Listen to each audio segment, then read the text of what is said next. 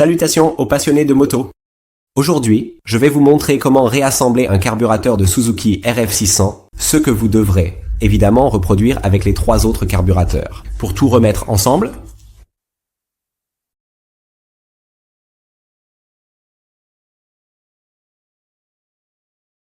j'ai placé toutes les pièces ici sur la table et je vais vous montrer quels outils vous allez avoir besoin pour tout faire. Nous commencerons par une fine conduite de carburant afin de vérifier si l'air passe, un petit pic, quelques tournevis ordinaires de différentes tailles, un tournevis cruciforme de taille 2 et une petite lampe de poche bien lumineuse. Le café est optionnel, mais je vais certainement en prendre un. Vous aurez également besoin d'une clé de 7 et de 8 mm et enfin, mais non des moindres, d'une bombe de spray silicone, ce qui facilitera un peu l'assemblage. Et maintenant, nous sommes prêts à commencer. Nous allons commencer par vérifier les petits passages, en particulier ces deux ici à gauche, qui permettent à l'air de passer, et celui à droite qui est fermé sur ce carburateur en particulier. Je vais mettre une extrémité du tuyau de carburant dans ma bouche, et l'autre extrémité va aller ici et souffler de l'air à travers... Tu entends ça? L'air passe par celui-ci et c'est la même chose avec l'autre. Il y a un peu moins d'air qui passe par celui-là, parce que c'est une ouverture plus petite, et nous allons faire la même chose avec cette petite pièce juste ici qui est maintenue par cette petite goupille et retient les gicleurs. Et ici en bas, tu peux voir 4 petites ouvertures et je vais faire la même chose avec elles.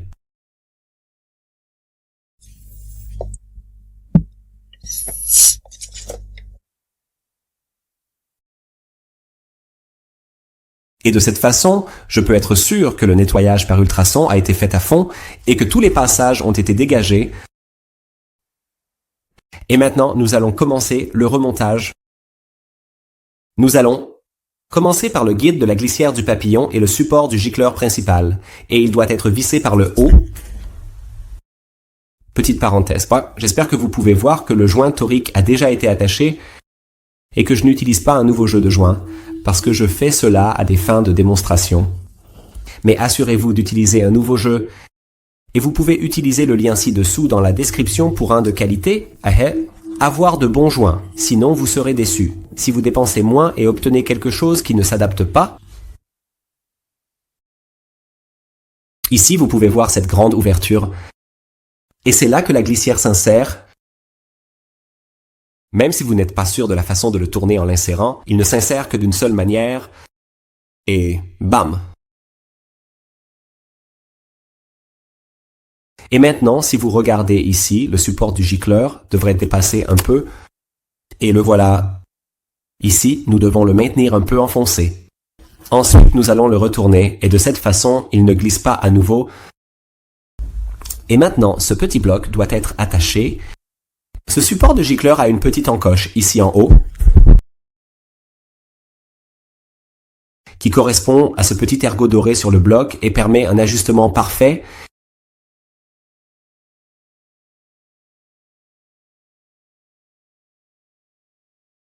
Vous devez utiliser un nouvel anneau en haut, ici du support de gicleur, mais comme je l'ai dit, aujourd'hui j'utilise un ancien pour vous montrer comment cela se fait.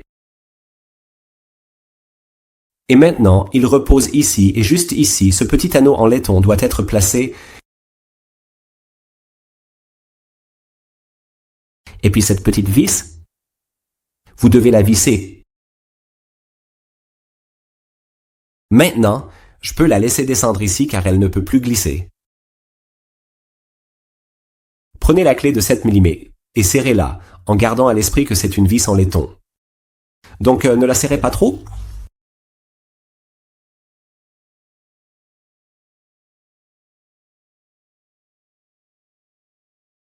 Continuons.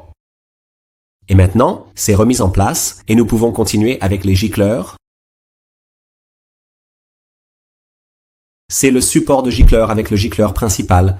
C'est le gicleur de ralenti. Et celui-ci se trouve au-dessus du passage du starter. Celui-ci qui a déjà été vissé légèrement et l'autre ici se ressemble beaucoup. Et je visse toujours le gicleur principal dans le support pour ne pas les confondre. Si jamais vous les mélangez, vous pouvez simplement les regarder et voir que le gicleur principal a une ouverture plus grande. Et pendant que j'y suis, je vais commencer par celui-là, qui va dans la plus grande ouverture, juste ici.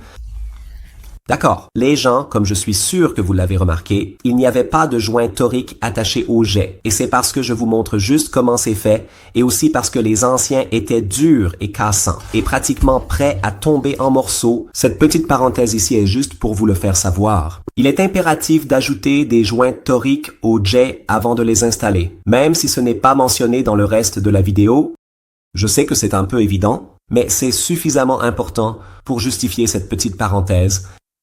Et ça y va. Maintenant, vous pouvez utiliser le bon tournevis à tête plate et visser les deux légèrement avec précaution. Donc,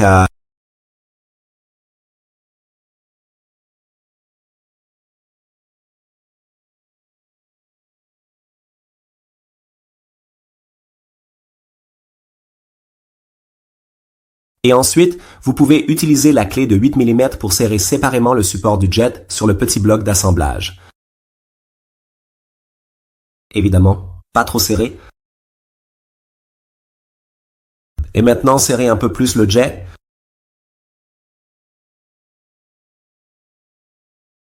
La prochaine étape sera d'installer le gicleur de ralenti, qui est celui-ci, et nous allons le mettre à l'endroit où il s'adapte, c'est-à-dire ici à gauche. Assurez-vous d'utiliser un tournevis qui convient parfaitement, pas trop petit non plus, car un tournevis trop petit peut endommager la fente au sommet du gicleur, ce qui rendra son retrait cauchemardesque.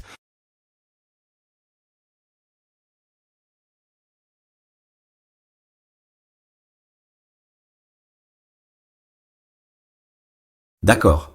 Celui-là est bien serré aussi. Et enfin, ce petit gicleur ici, qui va ici, c'est le passage pour le starter, qui enrichit le mélange pour les démarrages à froid.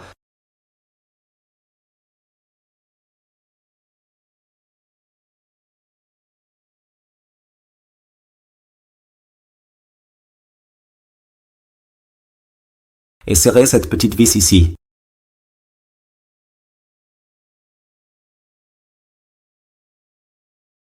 Maintenant, nous avons terminé avec les gicleurs et nous allons passer à l'assemblage de la cuve à flotteur. Nous allons maintenant continuer avec le flotteur, l'aiguille ou le clapet de flotteur, la petite goupille de flotteur et l'assemblage du flotteur. Je vais le retourner pour que vous puissiez voir ce petit écran. Assurez-vous qu'il est bien en place et que le petit joint torique est également là. Je veux mentionner à nouveau que je n'utilise pas un ensemble de joints neufs ici et que c'est juste à des fins de démonstration et vous devriez en utiliser un nouveau. Sinon, vous serez simplement déçu du résultat. Pour en commander un nouveau, vous pouvez utiliser le lien ci-dessous. Alors, reprenons. Ici, près du joint torique, nous allons vaporiser un peu de silicone. Et là où il va être placé également, de cette façon, il entrera un peu plus facilement. Ensuite, nous allons le pousser, comme ceci. Vous devrez peut-être appliquer un peu de pression pour l'insérer, comme ceci. Mais faites attention et n'utilisez pas trop de force. Parce que si vous le cassez, ce sera une pièce assez coûteuse à remplacer. Et juste ici, vous pouvez voir un petit trou pour vis. Et pour cela, nous avons cette petite vis juste ici. Elle a une large bride sous la vis principale.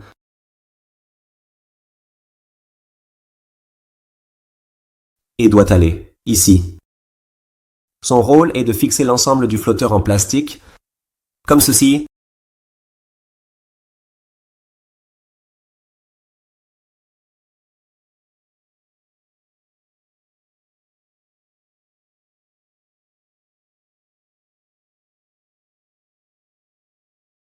Maintenant que c'est fait, la prochaine étape sera le flotteur lui-même.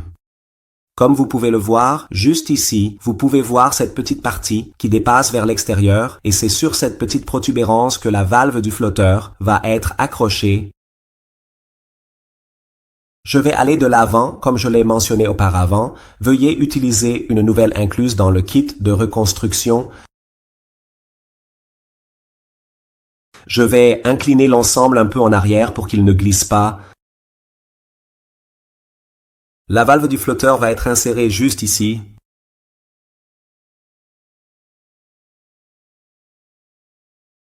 Et maintenant, la goupille de flotteur doit être poussée à travers l'ensemble du flotteur depuis le côté droit, comme ceci. Elle doit être placée de manière lâche, car à la fin, elle sera maintenue par la chambre de flotteur pour éviter qu'elle ne tombe. Nous pouvons maintenant retourner tout le carburateur juste pour vérifier si cela a été fait correctement. Et ici, vous pouvez voir comment le flotteur monte et descend, et c'est exactement comme cela devrait être. Ensuite, nous allons régler correctement le niveau du flotteur. La petite languette sur laquelle la valve de flotteur est suspendue peut être facilement pliée pour ajuster le niveau du flotteur. Elle a peut-être déjà été pliée, mais dans la mauvaise direction. C'est pourquoi je vais vous montrer comment la régler correctement. Ce bord plat du flotteur ici doit être parallèle à cette partie de l'ensemble du bloc de gicleur, comme vous pouvez le voir ici.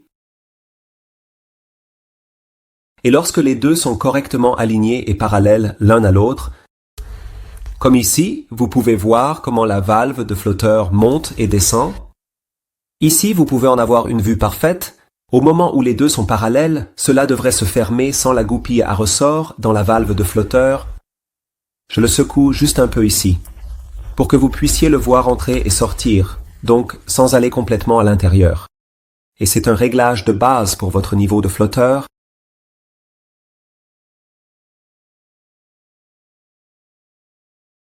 La vis elle-même, sur laquelle ce petit ressort, une petite rondelle et enfin un petit joint torique doivent être placés.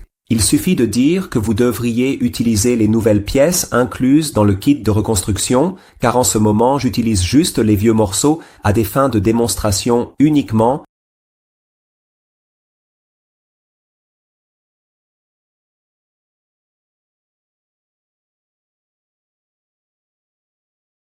Et voici à quoi cela ressemble une fois assemblé, ce qui ira ensuite dans cette ouverture ici sur le carburateur. Je vais ajouter une petite pulvérisation de spray silicone pour que l'ensemble ne se désassemble pas. Quand je le mets en place,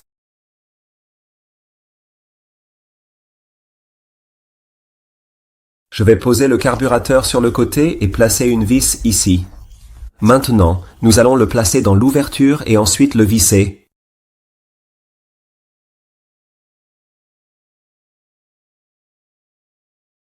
Pendant que je visse cela, gardez à l'esprit que pour le régler correctement, il doit être vissé à fond, puis dévissé d'un certain nombre de tours. Les réglages exacts se trouvent dans la description de la vidéo ci-dessous, où vous pouvez consulter votre manuel de service. J'ai donc avancé et vissé, et comme je l'ai dit auparavant, vissé à fond, puis dévissé. Quelques tours, selon le modèle que vous avez, ce que vous devrez déterminer en vous renseignant.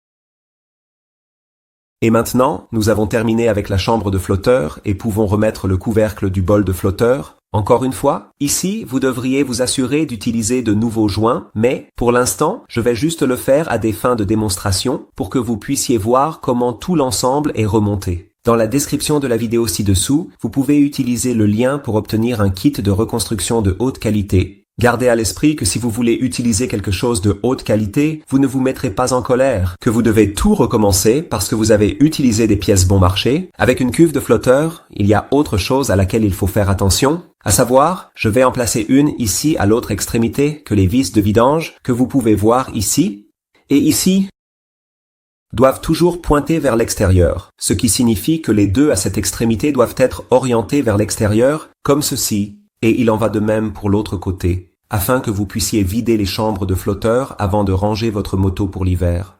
Ensuite, nous n'avons qu'à visser la cuve de flotteur comme ceci. Et ensuite, nous avons terminé avec ce côté.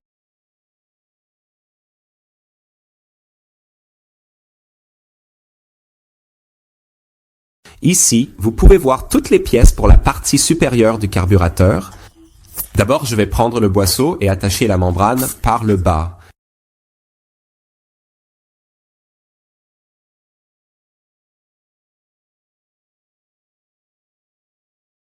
Elle va s'insérer dans cette petite rainure, juste ici.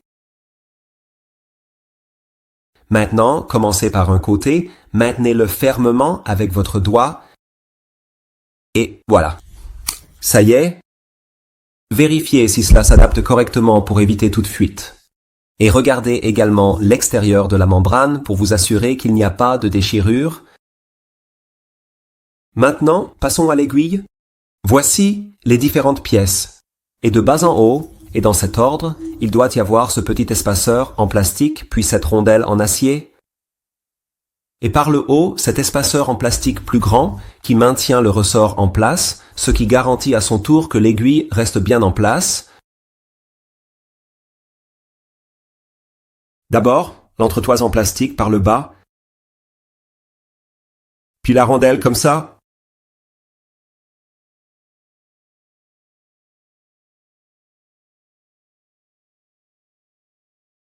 Ensuite, je vais le retourner et le mettre dans le petit trou au milieu de la glissière de l'accélérateur. Et voilà, c'est à quoi cela devrait ressembler, avec une aiguille qui sort comme ça. Et maintenant, par le haut, nous allons déposer l'entretoise en plastique ici. Vous devrez peut-être le secouer un peu, juste pour vous assurer qu'il est bien en place. Et maintenant, nous allons insérer la glissière de l'accélérateur par le haut. En même temps, vous devez vous assurer que l'aiguille touche le support de gicleur ici, comme ça. Vous voyez ça? Maintenant, c'est en place et je peux abaisser toute la glissière. Il y a une petite rainure dans laquelle ou sur laquelle la membrane doit être alignée et ensuite tout devrait s'ajuster parfaitement.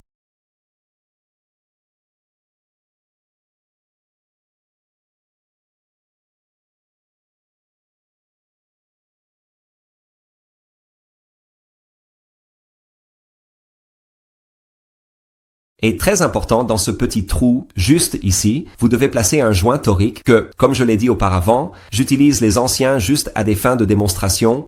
Et si vous vous demandez pourquoi je continue de répéter tout cela, c'est parce que parfois les gens avancent rapidement à certaines parties de la vidéo et je veux m'assurer qu'ils comprennent aussi que j'utilise les anciens joints toriques et d'autres pièces juste pour vous montrer comment c'est fait. Et oui, utilisez un kit de reconstruction de haute qualité que vous pouvez commander en utilisant le lien ci-dessous ou utilisez un kit bon marché à vos propres risques. Le ressort va aller juste ici.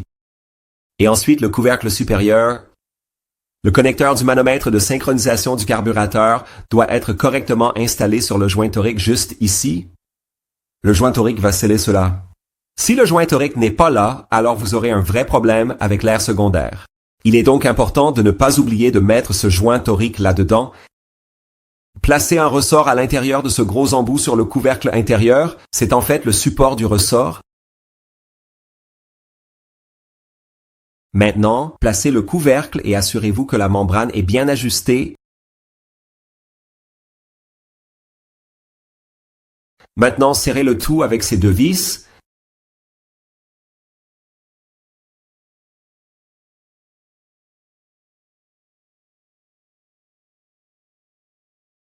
Nous pouvons remettre le levier de starter en place. Je l'ai déjà remonté et lui ai donné un petit coup de spray silicone. Et tout ce que nous avons à faire, c'est de le remettre en place. Vous devriez savoir comment cela se passe puisque vous l'avez démonté. Vous devrez peut-être lui donner une petite poussée ferme pour le mettre en place.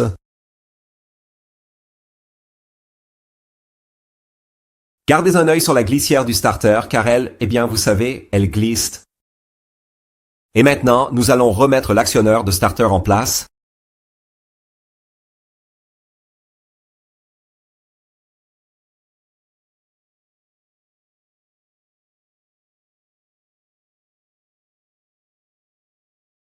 Assurez-vous que la languette de l'actionneur s'insère correctement dans l'élément coulissant, comme ceci.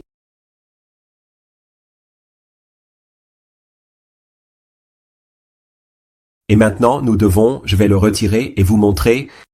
Assurez-vous que ce support s'attache à cette partie, juste ici. Et cela doit se faire avec les 4 cartes. En même temps, lorsque vous les attachez, toutes. Cela peut être un peu délicat parfois, mais cette fois-ci, c'est rentré très facilement. Laissez-moi le mettre à la lumière. Donc, c'est à cela que cela devrait ressembler sur les 4 starters. Et en même temps, cette petite languette doit être correctement placée dans la glissière.